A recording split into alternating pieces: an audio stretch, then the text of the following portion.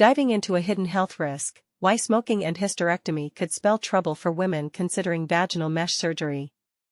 Picture this: you're a woman grappling with the discomfort of pelvic organ prolapse, a condition where your pelvic floor weakens and organs start to sag, much like a sagging hammock that no longer provides proper support. Surgery with synthetic vaginal implants, often called mesh or slings, seems like a promising fix to restore strength and stability. But what if two everyday factors, smoking cigarettes and having undergone a hysterectomy, could dramatically heighten the risk of a painful complication called vaginal wall erosion? It's a startling reality that a recent comprehensive review has uncovered, and it's one every woman considering this procedure needs to know about. But here's where it gets controversial. While mesh has helped many, its safety has sparked fierce debates, with some countries banning it outright due to reported issues. Stay tuned, because we're about to unpack the details and explore why these risks matter more than you might think. Let's break down what we're talking about here. Pelvic organ prolapse, POP, is a common issue, especially for women over 50, where the muscles and tissues supporting the bladder, uterus, or rectum weaken, leading to symptoms like a feeling of heaviness in the pelvis or even bulging sensations. For those seeking relief, surgical options often include implanting synthetic mesh to reinforce the pelvic floor. This can sound appealing, as it aims to correct the anatomy and alleviate discomfort. Think of it as adding durable reinforcements to a worn-out support structure. However, it's not without its downsides, and vaginal wall erosion, VWE, stands out as a significant complication. This happens when the mesh material wears through the vaginal lining, potentially causing pain, infection, or the need for further procedures. In fact, these concerns have led to restrictions or outright bans on certain mesh products in places like the UK and Australia, raising questions about whether the benefits truly outweigh the risks. And this is the part most people miss: it's not just the mesh itself that's the culprit. Personal factors play a huge role in how likely erosion becomes. To get to the heart of this, researchers conducted a thorough systematic review and meta-analysis, sifting through 36 studies from top medical databases.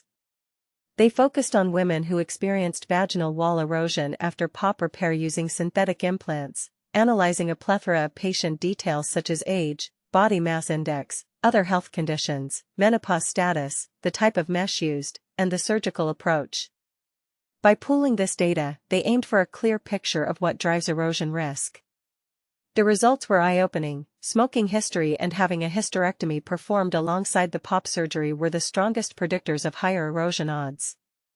For those new to these terms, a hysterectomy simply means surgical removal of the uterus, often done for reasons unrelated to POP, like fibroids or heavy bleeding. Smoking, meanwhile, is known to impair blood flow and healing, which could explain why it exacerbates mesh-related issues. Imagine trying to mend a wound while your body's repair mechanisms are sluggish due to nicotine's effects. Delving deeper into the risks, the study highlighted that while they examined many variables, the evidence pointed most strongly to these two: smoking and concurrent hysterectomy. It's worth noting that not all studies were perfectly designed. Some varied in quality, lacked strong comparison groups, or were retrospective rather than prospective, meaning they looked back at past events instead of following patients forward. This means we need more high-quality, forward-looking research to confirm these findings and understand the full scope. Nevertheless, the implications are practical and profound for anyone in the medical field or planning surgery. For surgeons and patients alike, this translates to smarter preoperative planning. Doctors should pay close attention to a woman's smoking habits and whether a hysterectomy is part of the equation, as these could influence the choice between synthetic implants and safer alternatives, like non-mesh repairs that use the body's own tissues. Yet, the experts urge caution. Without additional robust studies comparing different approaches, any advice on skipping mesh entirely remains provisional. In essence, this meta-analysis shines a light on two factors that women can potentially modify or avoid: quitting smoking and considering the timing of uterine removal, to reduce erosion risks and pave the way for safer POP surgeries. Of course, this topic isn't without its heated debates. Some argue that mesh has revolutionized pelvic surgery for countless women, providing long-term support that natural repairs can't always match. Others view it as an outdated risk, pointing to lawsuits and recalls that have cost patients dearly in pain and repeated surgeries. Is the convenience of mesh worth the potential fallout, especially when lifestyle choices like smoking come into play? And here's a thought-provoking angle: could the push for mesh bans be overblown, or do they represent a necessary safeguard for women's health? We invite you to weigh in. What's your take on balancing surgical innovation with patient safety? Do you think smoking should be a hard stop for vaginal mesh procedures, or is there room for more personalized decisions?